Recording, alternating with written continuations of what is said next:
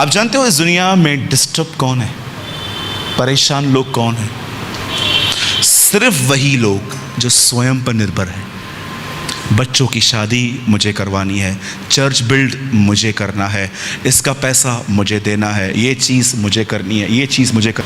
परमेश्वर self dependent और उसकी डिपेंडेंसी के बीच में जो चीज़ है, जो आप हो, खुदा उसे हटाने की कोशिश करता है ताकि आप जीरो पर आओ और उस पर निर्भर रहना सीखो।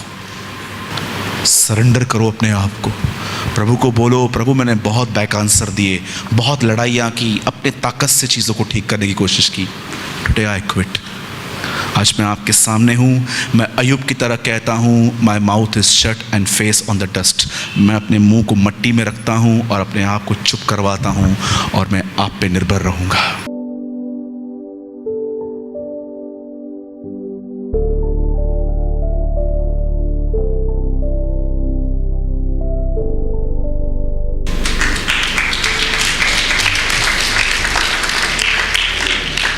डिनोमिनेशन यहाँ चलती है, ऊपर कोई डिनोमिनेशन नहीं है, उधर सब उसके बंदे हैं।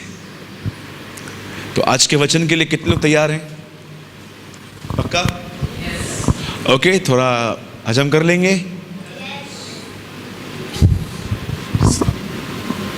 ठीक है, आइए हम स्टार्ट करेंगे अध्ययन। और काफ़ी कम समय है, काफ़ी लंबा अध्ययन है ये, लेकिन बहुत पॉइंट्स जो मेन है मैं आपको वही समझाऊंगा। इब्रानियों की पत्री 11 अध्याय।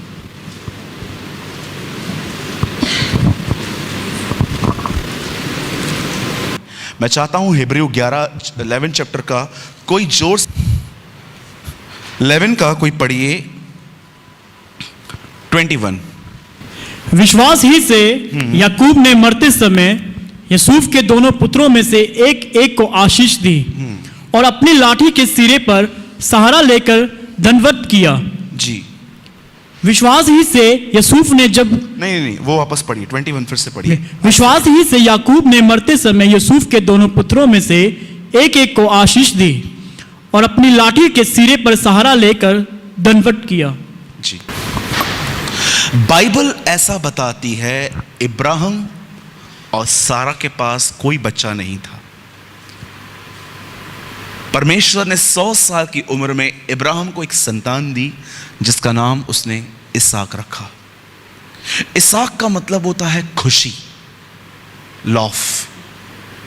क्या आप इस बात को जानते हैं? जब 99 वर्ष की उम्र में परमेश्वर इब्राहिम के पास आए और कहते हैं कि मैं तुझे अगले साल वसंत ऋतु, ठंडियों में, विंटर में मैं तुझे एक बेटा दूंगा।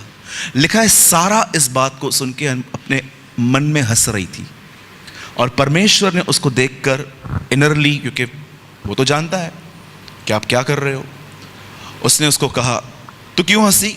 वो बोलती है मैं नहीं हंसी थी। क्या आप इस बात को जानते हो? सारा जब फर्स्ट टाइम हंसी तो वो अविश्वास में हंसी थी। कभी कभी परमेश्वर आपको आपका प्राइड शो करता है।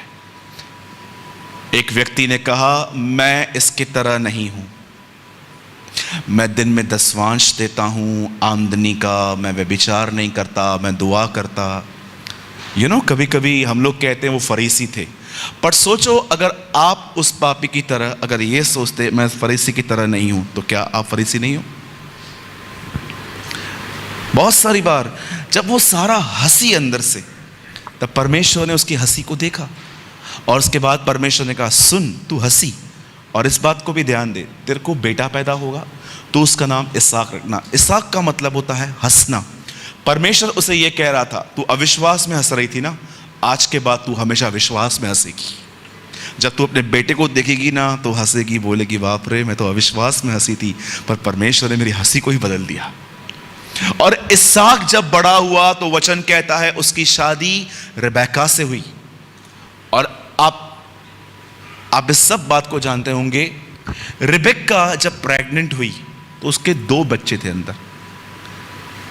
और आप जानते हो इन जो दोनों बच्चे थे, आप सब जानते हो, एक का नाम एसाव और दूसरे का नाम याकूब था। हमने याकूब के लिए पढ़ा यहां पर। अब क्या आप इस बात को जानते हैं? याकूब और एसाव अंदर लड़ते थे। वो उसको लात मारता था, ये इसको लात मारता था। अब अब मुझे एक सवाल है, क्या पेट में कुछ पड़ा हुआ था जो याकूब चाहता था मुझे मिले और एसाव चाहता था मुझे मिले? कुछ तो पड़ा होगा। क्यों लड़ रहे थे वो आपस में? कभी कभी रिबेका को इतना दर्द होता था, वो कहती थी ये दोनों मुझे मार ही देंगे। यू नो, दोनों जातियां थी अंदर।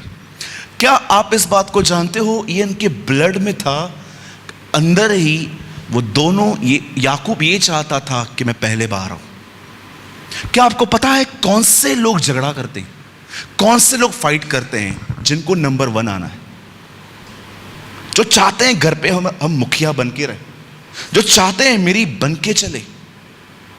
मैं अपनी कलीसिया के अंदर जो काम मैंने किसको दे के रखा है, मैं उस काम में कभी इंटरफेयर नहीं करता हूं। और मैं उनको कहता हूं जो मैं करता हूं उसमें तुम इंटरफेयर मत करो। आपका अलग सेशन है, मेरा अलग सेशन है, डोंट इंटरफेयर। आपको पता है इस दुनिया में सबसे बड़ी प्रॉब्लम कौन क्रिएट करते हैं? जिनको बड़ा बनना है, लेकिन जिनको छोटा बनना है ना, वो प्रॉब्लम्स को दूर करके शांति ले आते हैं। कितने लोग ये बात जानते हैं आप मसीह में क्यों आए? पास्टर बनने के लिए, प्रीचर बनने के लिए। आपको पता है कलीसियाओं में आज 10वां गिफ्ट भी आ गया है, वर्शिप का। आज देखिए मसीहत कहां जा रही है। खुदा ने हमें बुलाया है हम छोटे बने, लेकिन हम बड़े बनना चाहते हैं। क्यों बाइबल ऐसा बताती है? क्योंकि वो दोनों लड़ रहे थे। क्यों? क्योंकि याकूब के ब्लड में थी ये बात कि अगर मैं बाहर निकला तो सारे अधिकार मुझे मिल जाएंगे। जैसे बाप के मरने के बाद बेटे को सारे अधिकार मिल जाते हैं घर के, सारी चाबियां उसके पास आ जाती है। वो लड़ रहा था। मैं आपसे पूछना चाहता हूं, मैं नहीं चाहता हूं आप में से कोई यहां पर हाथ उठाए। आज एक सवाल मैं आपसे पूछता हूं, प्लीज इस बात को सीरियसली लेना। मुझे नहीं पता है ये सभाएं फिर कब होंगी, लेकिन मैं आपको एक सवाल देना चाहता हूं। मुझे बताइए, आपकी फैमिली आपकी वजह से ब्लेस्ड है कि आपकी फैमिली आपकी वजह से डिस्टर्ब है? अपने आप से पूछिए। आप अपने घर के अंदर जॉय का रीजन हो कि आप अपने घर के अंदर सिर्फ कंफ्यूजन का रीजन हो? कुछ लोग इतने नेगेटिव होते हैं कि वो अपने नेगेटिव एटीट्यूड को लेके पूरा घर खराब करते हैं। क्यों? बाइबल बताती है कि तिमुथियुस की नानी में जो फेथ था वो उसकी मां में था, और जो उसकी मां में था वो तिमुथियुस में भी था। क्या आप ये बिलीव कर सकते हैं? आज से बहुत साल पहले एक बहन ने अपने घर के अंदर अपना विश्वास अपने बच्चों में इंपार्ट किया था। सोचो, आपका बच्चा बीमार पड़ा, गोली देने से पहले उसको आप बोलते हो 5 मिनट रुक, गोली मत दे, मैं दुआ करती हूँ। खुदा मैं आपका शुक्र करती हूँ मेरे बच्चे के लिए, मैं यीशु के नाम में दुआ मानती हूँ ये ठीक हो जाए। और 5 मिनट के बाद वो ठीक हो जाता है। क्या आपको पता है आपने अपना फेथ उसे दिया? अब वो भी नेक्स्ट टाइम जब शादी करेगा अपने बच्चों को यही सिखाएगा। आज आपकी फैमिली आपकी वजह से ब्लेस्ड है कि आप अपने घर में अशांति का कारण हो? सोचो, क्यों आपसे एडवाइस ली जाए? क्यों हमें, क्यों इज्जत क्यों चाहिए हमें? मुझे बताइए। मैं एक बार एक कॉन्फ्रेंस में था, पास्टर्स मीटिंग में, मुझे वहां पर बोलने के लिए कहा गया। मैंने पास्टर्स मीटिंग में एक वर्ड शेयर किया। मैंने कहा, जब यीशु को लोगों ने राजा बनाना चाहा तो वो उनके बीच में से भाग गया। मैं आपको बताना चाहता हूं, जहां भी आपको लगता है ना मुझे यहां पर बड़ा बनना है, भाग जाइए वहां से। जितना आप छोटे रहेंगे ना, उतना आप परमेश्वर के करीब रहेंगे। याद रखिएगा इस बात को। जितना नीचे जाएंगे, याद रखिए परमेश्वर 2 जगहों पर है। एक जगह पे तो पहुंचना ही मुश्किल है, हो ही नहीं सकता। एक है वो सबसे ऊंचे स्थानों में, और मैं आपको बताना चाहता हूं दूसरा है सबसे निचले स्थानों में। आज से 2000 साल पहले अगर आप प्रभु के किसी भी रसूल से मिलते, किसी चेले से मिलते, किसी डिसाइपल से मिलते और आप उनको बोलते प्लीज प्रे फॉर मी, तो जानते वो आपके ऊपर प्रार्थना क्या करते? प्रभु इसे ऊपर नहीं, प्रभु इसे नीचे ले जा, इसे नीचे ले जा। अगर आप इसलिए नम्र हो ताकि आपकी नम्रता नोटिस की जाए, तो मैं बताना चाहता हूं आप इस हॉल के सबसे घमंडी व्यक्ति हो। अगर आप इसलिए नम्र हो ताकि आपके चर्च में आपका नाम इससे जोड़ा जाए कि ये सबसे ज्यादा नम्र है, तो मैं आपको बताना चाहता हूं आप परमेश्वर से नहीं, आप रेपुटेशन से प्यार करते हो।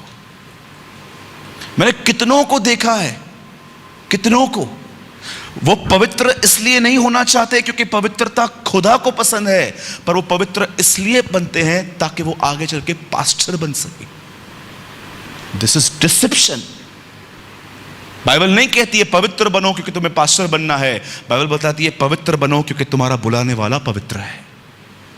आज मैं आपसे पूछना चाहता हूं, आप मसीह में आने के बाद डे बाय डे नम्र बनते जा रहे हो कि आप डे बाय डे आपका ज्ञान आपको फुलाता जा रहा है? क्या आप बेइज्जती बर्दाश्त कर लेते हो? जब आपके लिए लोग उल्टा सीधा बात करते हैं कमरों में बैठ के, लेट इट बी, बोलने दो। क्या आप शांत रहते हो? ब्रदर, आप क्या समझाना चाहते हो? अन्याय सह लें? बिल्कुल। यीशु अन्याय नहीं सहता तो हम में से यहां पर कोई नहीं बैठा रहता आज। पर मैं आपको यह समझाना चाहता हूं कि आपकी फैमिली आपकी वजह से ब्लेस्ड है। क्या कोई आपके घर के अंदर यह कहता है अगर मेरे घर में शांति है तो इसकी वजह से है, क्योंकि यह सब कुछ बर्दाश्त कर लेता है? क्या आप इस बात को जानते हो? जब यीशु मसीह क्रूस पे था तब एक व्यक्ति ने घुटने टेक कर क्यों कहा, यह परमेश्वर का बेटा है और यह धर्मी है? यीशु वो पहला व्यक्ति नहीं था जिसको उसने कीले मारे थे, इससे पहले भी उसने बहुतों को मारा होगा। और जब भी वो लोगों को क्रूस पे लटकाता होगा, लोग उसे गालियां देते होंगे, श्राप देते होंगे, उसको बोलते होंगे हाथ छोड़ मेरा, लेकिन उसने अपने लाइफ में पहला पर्सन देखा जो अपना हाथ पीछे नहीं कर रहा था, वो चुपचाप मार खा रहा था। क्या आप बिलीव कर सकते हो? पब्लिक को आज सरमन्स की नीड नहीं है, पब्लिक को आज एक अच्छे चरित्र की नीड है। मैं हमेशा कहता हूं इंडिया को उदाहरण चाहिए, प्रचारक नहीं। यीशु ने नहीं कहा मुझे सुनो, यीशु ने कहा मेरे पीछे हो लो। आज मैं आपसे पूछना चाहता हूं, आइए, आपकी प्रेजेंस में लोग जॉयफुल फील करते हैं कि आपकी प्रेजेंस में लोग इरिटेट फील करते हैं? अब लोग क्यों इरिटेट होते हैं हमारी प्रेजेंस में? सोचो, याबेस भाई की छोटी सी गुड़िया यहां पर बैठी हुई है। सोचो, याबेस भाई एक ऐसा व्यक्ति है, ऐसा वो है नहीं, एक ऐसा व्यक्ति है जो सिर्फ डिसिप्लिन, प्यार की बात ही नहीं करता। वो जैसे आता है यहां बैठ जाता है, गुड़िया को नोटिस करता रहता है। खाना खाया? हाँ पापा, जाओ सो जाओ। सुबह उठ के गुड़िया आई, ब्रश किया? हाँ किया, जाओ ब्रेड बटर खा लो। स्कूल से आई, क्या पढ़ के आए? ये बच्ची अपने बाप से प्यार कर कैसे पाएगी? आपको पता है इनको कैसे करना चाहिए था?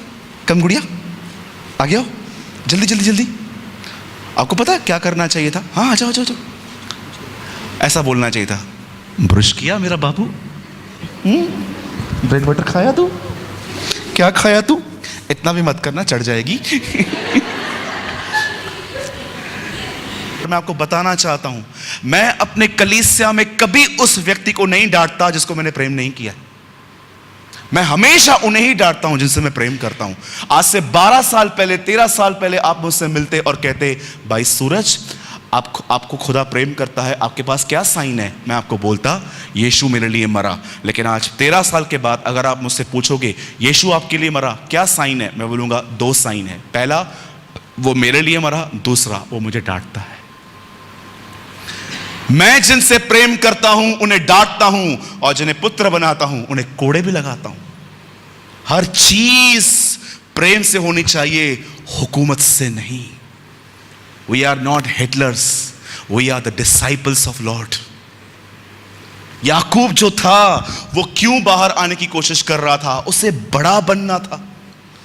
मेरे भाइयों, मेरी बहनों, एक मजेदार बात बताऊं, जितना मजा छोटा होने में है ना, उतना बड़ा होने में नहीं है। Trust me.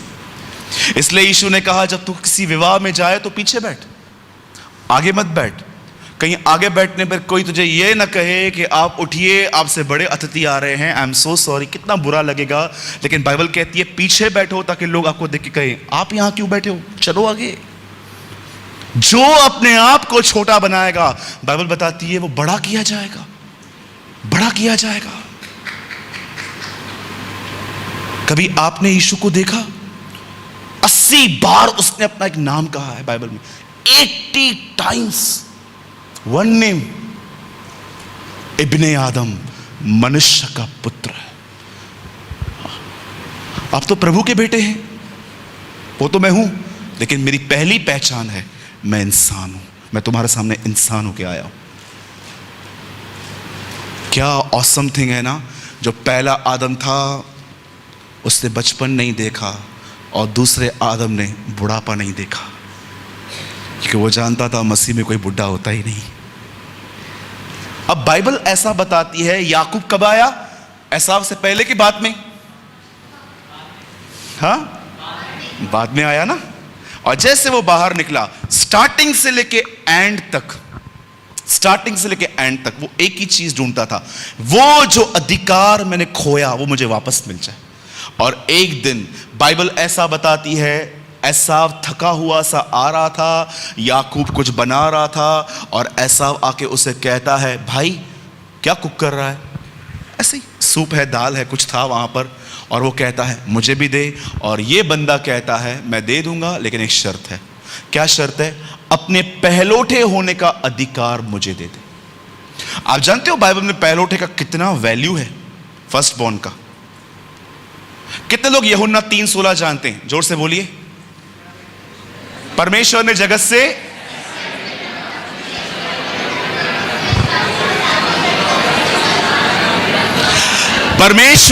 जगत से ऐसा प्रेम रखा कि उसने अपना इकलौता पुत्र दे दिया, ताकि जो कोई उस पर विश्वास करे वह नाश न हो परंतु अब्दी जिंदगी, अनंत जीवन पाए।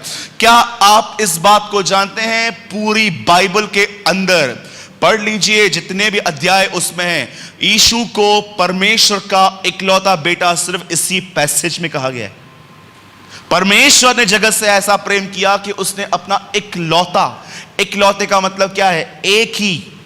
लेकिन कुलिस्सियों में आगे चल के पौलुस कहता है अब वह पहलोठा है। What is the meaning of पहलोठा? इकलौता पहलोठा कैसे हो गया?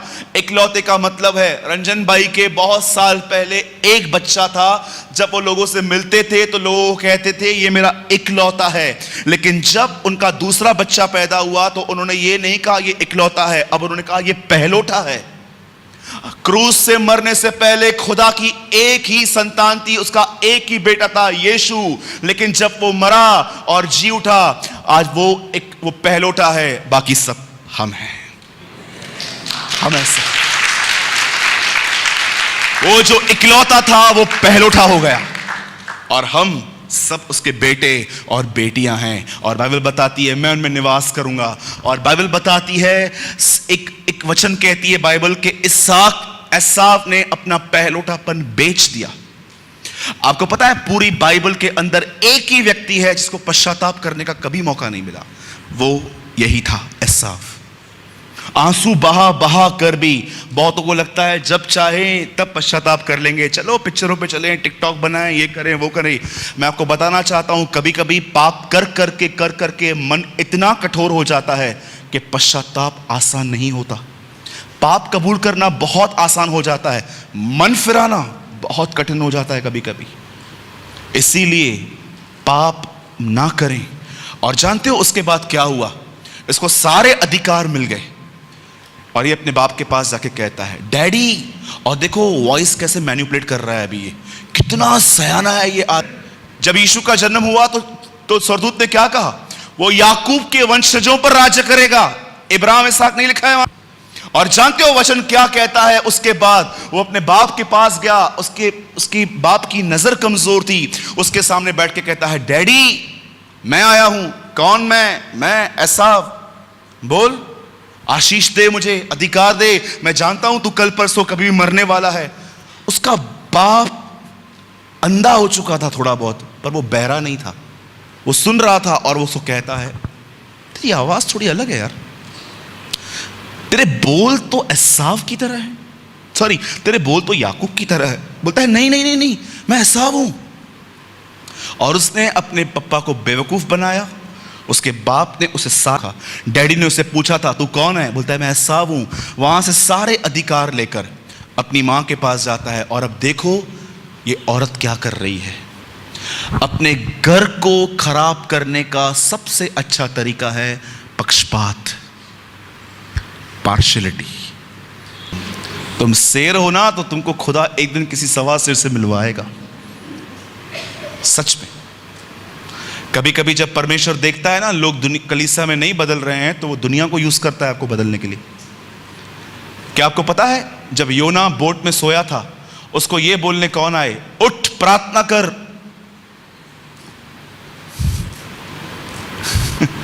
अन्य जाति के लोग। कभी कभी आपको परमेश्वर अविश्वासियों के द्वारा भी डिसिप्लिन सिखा सकता है। बाइबल बताती है इज़राइल के लोग जब खुदा के कलाम को सुन के पश्चाताप नहीं कर रहे थे तब परमेश्वर कहता है अब मैं एक गवर्नमेंट रेस करूंगा, नबूकदनेस्सर, जो तुम्हें बांध के लेके जाएगा। और वो उनको बांध के लेके गया। और जानते हो इतिहास क्या बताता है, 2700 साल हो गए हैं आज उस बात को। आज तक किसी यहूदी ने उसके बाद मूर्ति पूजा नहीं की है, कभी भी नहीं। Never in the Bible. आप कभी नहीं पढ़ोगे नए नियम में वो लोग बाल को मान रहे थे, अशेर को मान रहे थे, किसी को भी नहीं। जब परमेश्वर देखता है ना कि मेरे लोग मेरे द्वारा नहीं सुधर रहे हैं तब वो कभी कभी अविश्वासियों के द्वारा आपको वो ऐसी नौकरियों में रखता है जो आपको परेशान करते हैं ताकि आप डिसिप्लिन सीखो। आज लोग समझ ही नहीं पाते हैं। इब्रानियों 10 में लिखा है पुराने नियम में जो कुछ हुआ वो नए नियम का एक चित्र है। परमेश्वर ने लिखा है व्यवस्था असली प्रतिबिंब नहीं पर आने वाली चीजों की मात्र छाया है। 10:1 हिब्रू में लिखा है the law is a shadow of coming things, the Bible says.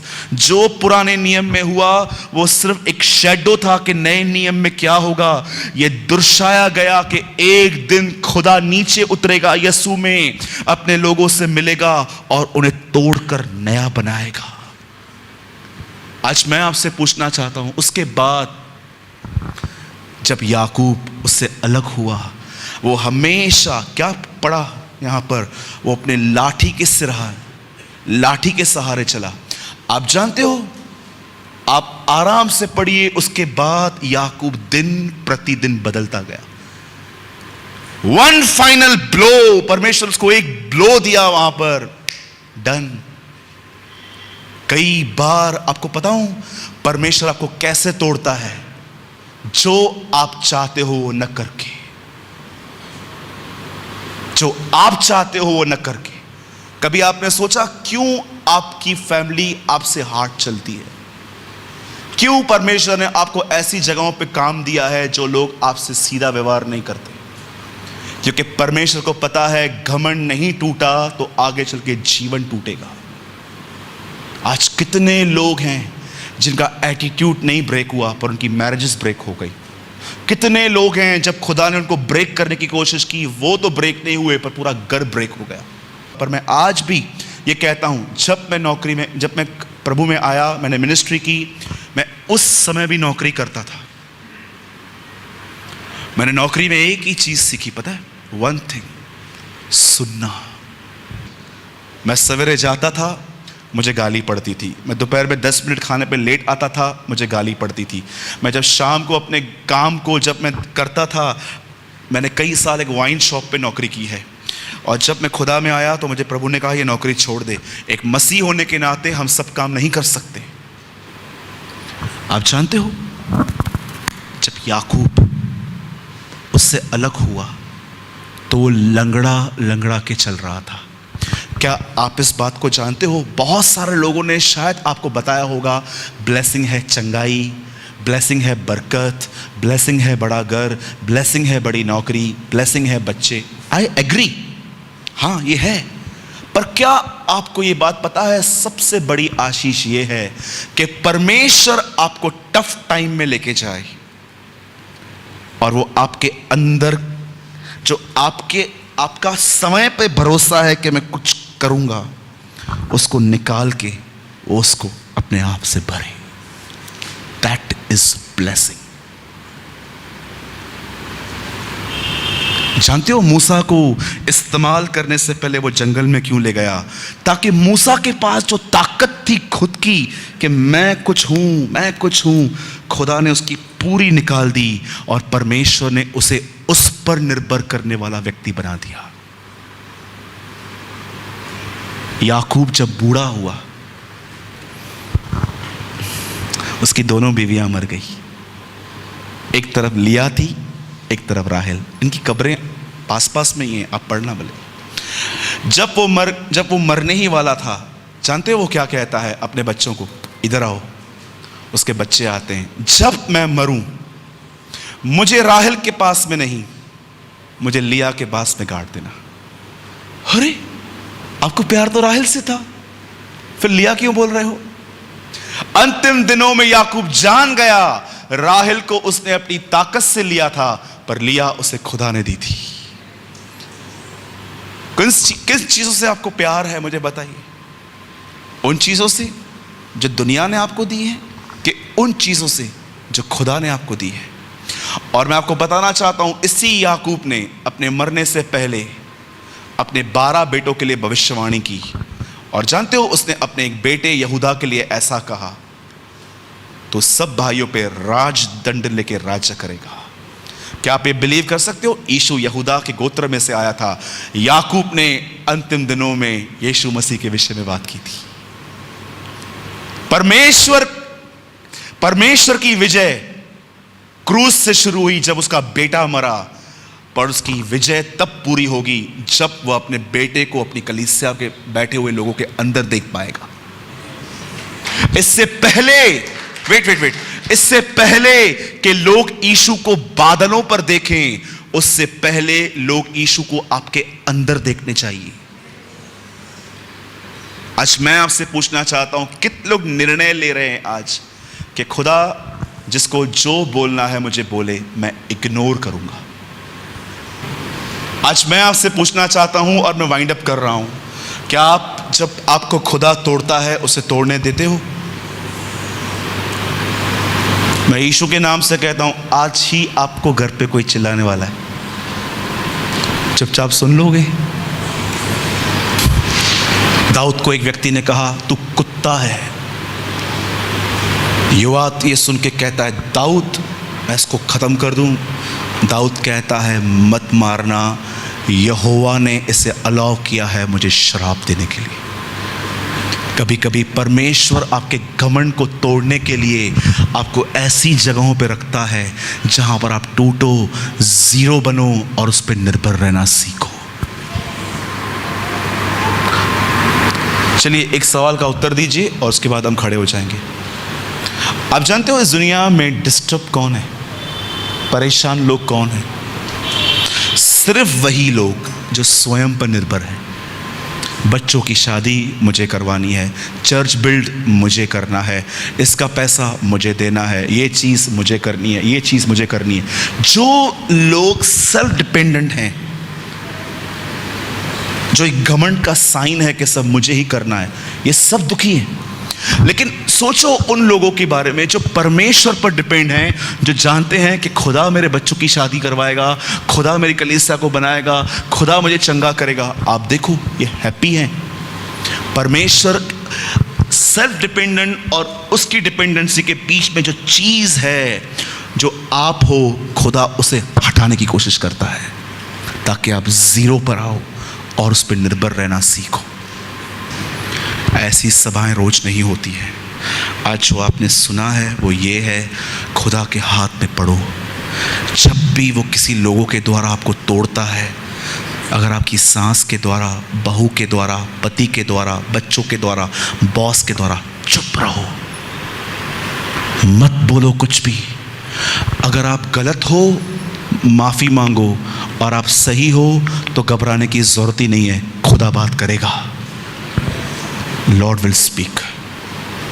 Surrender करो अपने आप को, प्रभु को बोलो, प्रभु मैंने बहुत बैक आंसर दिए, बहुत लड़ाइयाँ की, अपने ताकत से चीज़ों को ठीक करने की कोशिश की। Today I quit. आज मैं आपके सामने हूँ। मैं अय्यूब की तरह कहता हूँ, my mouth is shut and face on the dust. मैं अपने मुंह को मट्टी में रखता हूँ और अपने आप को चुप करवाता हूँ और मैं आप पे निर्भर रहूँगा। आप किससे नहीं बदल सकते हो। न मैं याबेस भाई को बदल सकता हूँ, न याबेस मुझे बदल सकते हैं। याद रखना, आप किससे नहीं बदल सकते हो। जब आप किसी को बदलने की कोशिश करते हो ना, याद रखना आप पानी को दाखरस बनाने की कोशिश कर रहे हो, जो आपका नहीं, यीशु का काम है। अगर आप परमेश्वर के करीब जाओ, वो आपको बदलेगा और आपके बदलाव को देखकर दूसरे बदलेंगे। किसी को बदलने की कोशिश मत करो, आप किससे नहीं बदल सकते। यीशु ने कहा, तुम एक सफेद बाल को काला और काले को सफेद तक नहीं कर सकते। तुम नहीं कर सकते। आइए आंखों को बंद करें।